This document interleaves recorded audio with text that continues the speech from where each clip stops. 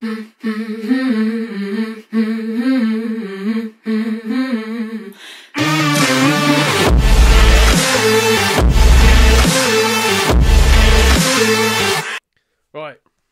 so I'm going to read out this beginning bit just because I liked it, and it bigs me and Jamie up a little bit. So she says, I'm writing in because I love your confidence in yourselves. You both know who you are in this world, and you are brutally honest about people's situations. I love that some of your answers to people's situations would make me cry, and I'm glad you don't hold back. Honesty is best policy. Did you say? Yeah, because some of our subjects are quite, sometimes they're quite sensitive, but we handle them properly, Jamie. That's what it is. And she said, I have one for you. My ex-boyfriend has just got back in contact with me after 3 years. We finished because he moved to America, but we had a good relationship. He's moving back to Holland next month and wants to go on a date. I'm now in a relationship, super early relationship. I don't know what to do now. I'm drawn back because I love the guy, but my boyfriend now is amazing. Please help. So I'm going to let you two guys talk for this a second, because I've actually replied to her because I knew we were ahead. And I want to see if my response to her matches up with what you guys say. Okay. So, before my wife, my last relationship was this girl from Ireland who was in America working as an au pair. And she left. She had to go back home. Her green card expired. And, she went back home to Ireland, and I was really sad and devastated about it, of course, and, I was a whiny pussy at the time. But,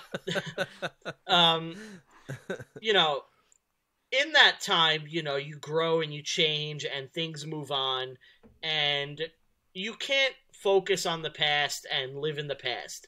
You are going to potentially ruin a current good thing to try to recreate the past. There's an expression, you can never step foot in the same river twice as the same person, because you're always changing, the water's always flowing. This is kind of the same deal. You're never going to be the same person you were in that other relationship. He's never going to be the same person. You have a relationship now, see where it goes. Maybe the Holland thing doesn't work out and he comes home, and then your relationship with this guy doesn't go anywhere or whatever. If it's meant to happen, it's going to happen. But don't sabotage current happiness looking for something in the past. I agree. I think with that especially, I think with the new relationship, you've not really given it a chance yet as well. So, that it wasn't a big enough commitment from that guy, the previous guy, in the first place to stay with you. Obviously it might not have been his choice, like with you, Brian. Her green card ran out, she had to go. But with this fella, he could have chose to go to America for a job or whatever, so his commitment to you wasn't 100%. So if this guy you got with you now is committed and you're having a good time, I think see it out, because if it doesn't last, this guy's always going to be around. If he's looking now, he's going to be looking then. So I don't think it's anything worth giving up what you're currently going through. There was a reason you split up. Or alternatively, Devil's Three-Way. Have both of them. Go all in, you dirty, dirty girl. Get him high-fiving over the top of you. Test both their boundaries. See how bad they really want you. We've had that on the podcast, haven't we, Dan? We have that, yeah. So this is why I'm quite happy to have you back, Brian, because you pretty much hit the nail on the head there with what I said. So what I said to her, I always refer to as we, Jamie, just to let you know, just so I don't, if I dig it in, you're involved as well. Don't worry, I'll read your replies, Dan. I'll read your replies. So I said to her, if he's not going to be around for long and you're still in love with him, there's probably not that there. If he's coming back and just wants to relive something from the past and then intends to disappear again, it's not worth it. The new guy's going to be your future and might be the best thing for you.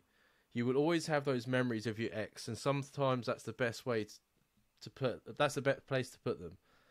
And you might better be out. And you might be better off the heartache if you get back together. 3 years is a long time, and he could be a completely different person. And then I said, we hope. But that's basically what you said, right? Like, you've changed, you're different people, and you could meet up with him, and it's not at all the same, and you've given up something new. So I think, the best thing to do is just to say to him, if you want to meet up with a coffee and catch up, there's no harm in that. But I would think breaking up with someone new for this person is just silly. And he was in America with a British accent. Do you know how much ass this guy was probably getting? Do you know what he's carrying with him right now? Oh, yeah. Keep that in mind, Dan. Keep that in fucking mind. I got told that when I went to Canada. You know what I mean? It's not a fucking problem. Of course. Yeah. It's like a natural aphrodisiac for friggin' American women. Now, my accent over there probably has the opposite effect. They're like, oh my God, this horrible, shrill New York accent is the worst thing I've ever heard in my life. I think it's because they've only ever seen, like, Snatch. Snatch and Lockstock. That's all they've ever seen, and they think you're, like, rough as arseholes. What did the guys from Two Drunk Bros compare me to? They said Dan spoke, like, posh. Oh, like Elton John. Posh English. And Jamie's like Idris Elba. I speak like Idris Elba. In fact, they thought I was black before they come onto the podcast.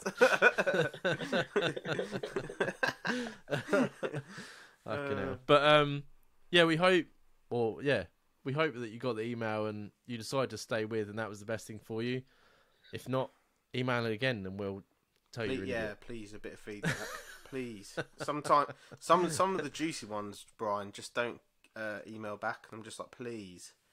Yeah, you don't know if they took your advice or if they're like, fuck them, I'm going to do what I want anyway. Yeah, and then sometimes we get like an answer like 6 months later and we're like, Jesus Christ. But we always bring it up in the podcast and say, we make sure we say it. Yeah, but it doesn't put me off. I'll always reply.